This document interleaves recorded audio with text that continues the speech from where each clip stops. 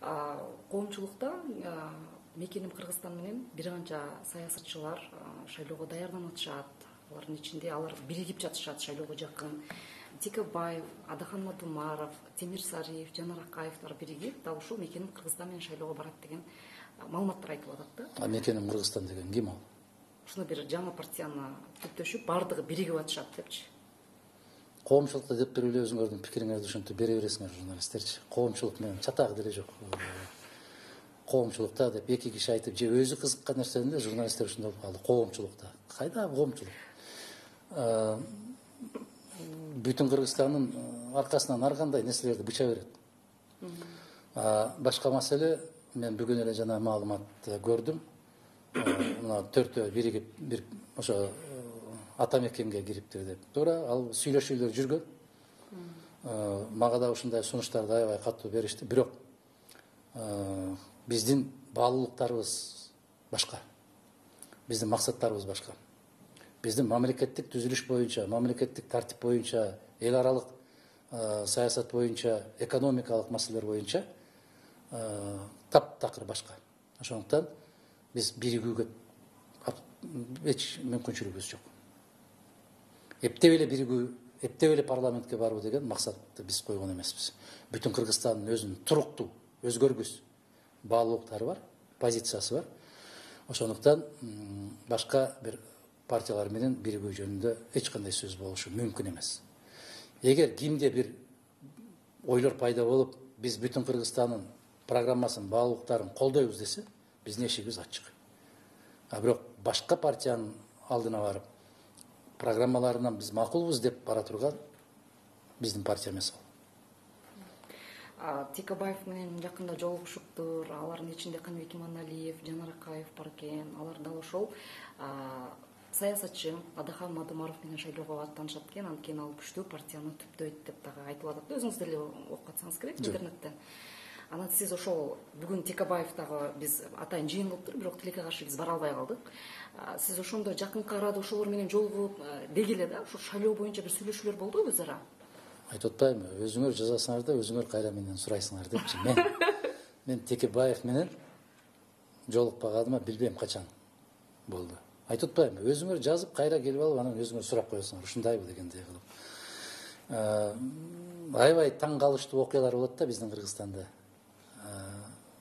Мен бир гана ошол уюмдардын атынан сүйлөшүп атабыз, коалиция кылышыбыз керек дегендей болуп, Темир Сариев бир канча жолу келип кетти. Жолуктук, сүйлөштүк, бирок мен чечкиндүү түрдө четке кактым ар кандай сунуштарды. Биз бириге албайбыз. Ушундай. Демек, Кудай буйрса, шайлоого бүтүн Кыргызстан өзүнүн позициясы менен ошолго баягы партиянын ичиндеги адамдар эч качан сырткы бир партияга кошулуп кетпейт, сырттан партия келбейт. Сырттан партия келбейт эмес. Сырттан кишилер келбейт. Сырттан партия болобу, киши болобу, эгерде биздин бүтүн Кыргызстандын көз караштарын, баалуулуктарын тааныса, мен 10 жылдан бери айтып келем, эшик ачык. Биз чагы келечекте Кудай буйрса 5-6 жылдан кийин мен бүтүн Кыргызстанга келгим келсечи, эшик ачык. Эшик ачык. Мен кайрылып атпайм, түз эфирде деле айтып атам. Бүтүн Кыргызстандын тизмесин Кыргызстандын эли түзөт. Эгерде кайсы райондан өткөндө түз эфир болуп атканда Актала районунан бир кызыбыз чыгып телефон чалбадыбы? Мен силерден талапкер боло аламмы деп. Келиңиз. Келиңиз талапкер болуңуз. Биздин тизмени эл түзөт. Аны талапкердин акчасы да түзбөйт. Талапкердин тааныштары да түзбөйт. Талапкердин ээлеп турган бийлик даражасы да түзбөйт. Тизмеге тек гана элдин колдоосуна ээ болгон азамат, жигиттер, кыздар түзөт. Ушундай. Рахмат, акыркы суроо берейин. Эгер тура суроо берсем, сураныч туура түшүнүңүз. Акыркы суроо мына шайлоо Кудай буйрса жакындап калды. Сиздин жеке көз карашыңызда азыр мисалы мындай болот атпайбы, жогорку кеңештин депутаттары дагы акырын уже партияларга секирип жасашып, шайлоого жакын. Атайын биримдик деген партия дагы бир өзүнчө бир партиянын дагы аты угулуп калды. Ага деген ошол жогорку кеңештеги бир канча депутаттар өтүшүп, өздөрүнчө баягы лидерлерин шайлаганга чейин баягы көрсөтүшүп, ушундайларга үлгүрүп атышыптыр да. Быйылкы шайлоодо кандай партиялар барышы мүмкүн жана ошол партиялардын артында кимдер турушу мүмкүн же баягыдай эле уже чечилип калдыбы? Мен өткөн жылы күздө эле айтканмын, атасы да энеси да бир болгон 3 партияны түзүп барганда аттары менен баратышат. Бул ошол сиз айтып аткан биримдик. Биримдик деген түз ошол Жээнбековдер тарабынан түзүлүп аткан партия. Башкалары баары кыйшаңдатып айтыштан чочулашып айтып, түз эле айтыш керек ар бир нерсени. Экинчисин ошол жалаң чөнтөктүүлөрдөн түзүп аткан Кыргызстан партиясы. Чөнтөктүүлөрдөн. Ошон үчүн кээ бир азаматтар кыйкырып атпайбы, 10 миллионго чыгаралы деп. Ошол азаматтардын баары биз ушул жерге келип алдык. Анан жанагындай чортаман кедей кембагалдар бул жака келүүнү эңсеп да койбогула дегендей түркөйлүк да, абдан чоң караңгылык. Кайсыл жүзү менен айтып атат, 10 миллион сомго көтөрүп коелу деп, баягы күрөөнү. Бул кем акылдык. Мен мындай эле айтайын, жумшагыраак. Үчүнчүсү, жана сиз айтып аткан жетекчиси да ким экенин билбеген, программасы кандай экенин билбеген, мекеним Кыргызстан деген. Ошол баягы атасы менен энеси бир болгондор балдардын баары көбөйүп кетип, бир үйгө батпай калгандан кийин ушундай кылып 3 үйгө бөлүп, ошондой кылып үчөөбүз 3 тараптан бара турган болсок, ар бирибиз 30дан добуш алып келген болсок, 90го жетип алган болсок, анан аман эсен кайрадан ушул көрүп аткан күнүбүздү уланта беребиз деген абдан чоң кара санаатайлык менен жасалып аткан ой. Бул шайлоодо эки гана партиянын ортосунда күрөш болот. Бири бийлик тараптагылар болот, бири эл тарапта болот. Эл тараптагы партия бул бүтүн Кыргызстан болот.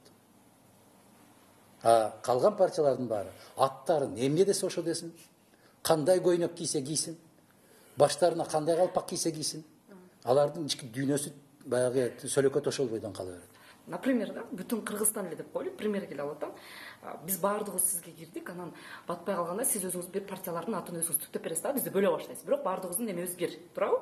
Мисалы, кетчү жолубуз, партиянын ичинде өзүнчө бир ишмердүүлүктөр, позициялар бир, просто аттары башка-башка деп атасыз, туурабы? Ооба. Атасы да энеси да бир да алар. Бирок башка-башка аталыштар менен барат. Башка-башка чапан кийишет. Кече СДПК деп кыйкырып жүргөндөрдүн баары эртең биримдик деген чапанды кийип алып барат. Анан СДПК бийлик деп кыйкырып жүргөндөрдүн баары барат дагы көз айнекти тагып алып, жок, биз мекеним Кыргызстанбыз деп барышат. Элдин башын айландыруу максатында. Түшүнүп атасызбы? Мына биздин партия жаңы партия. Кайдагы жаңы партия? Сен кечеки эле баласың. Сенин көз карашың да белгилүү. Мен сизге бүгүн эле айтып коем. Эки эле партиянын ортосунда күрөш болот.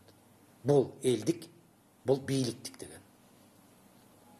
Түшүнүп атасыңбы? Бирок шайлоого чыкканда кирип айтат, биз анча-мынча сизди сындап коебуз, кечирип коебуз, өзүңүздүн балаңызбыз го деп. Мына ошондой деген куулукту жарат. Куулук менен барат. Башка партиялар айтпаса, мен баарын ачык эле айтайын. Ушундай куулук менен күрөш жүрөт. Эл аябай сак болуш керек. Эл абдан кылдаттык менен мамиле жасаш керек. Анан бүгүн жанагы ун берип келип аткандар толуп атпайбы азыр? Ысык көлгө барып, Нарынга барып, Баткенге барып, баягындай өтө жүрөктөрү боорлор езилип кетип, боорукердик көрсөтүп аткандар. Бүт баары шайлоонун аркасынан гана жасалып аткан иштер. Алардын боорлору езилбейт, алардын боору. Бул шайлоого жасалып аткан шайтандын оюндары. Эртең эл кайрадан чуркап ушулардын аркасынан кетет дагы, шайлоо бүткөн эртеси күнү анан отуруп алып, сөгүнүп отурат. Атаңдын көрү баягыларды келип калыптыр. Келип калган жок, сен алып келдиң. Анын унун төлөп бердиң. Берип аткан майын төлөп берип атасың. Алып аткан акчасын актап берип атасың. Ошондуктан сак бол. Сак бол кагылайын элим, сак бол. Кызыл кекиртек кыйла жерге секиртет деп, кичине бирдемесин алып жеп алып, секиргениң эч нерсе эмес. Келечегиңди жок кылып атасың, айланайын кыргызым. Келечегиңди сатып атасың, келечегиңди өз колуң менен жеп атасың. Бул күлкүлүү эмес, бул кайгылуу, бул ыйлай турган бүгүнкү кырдаал.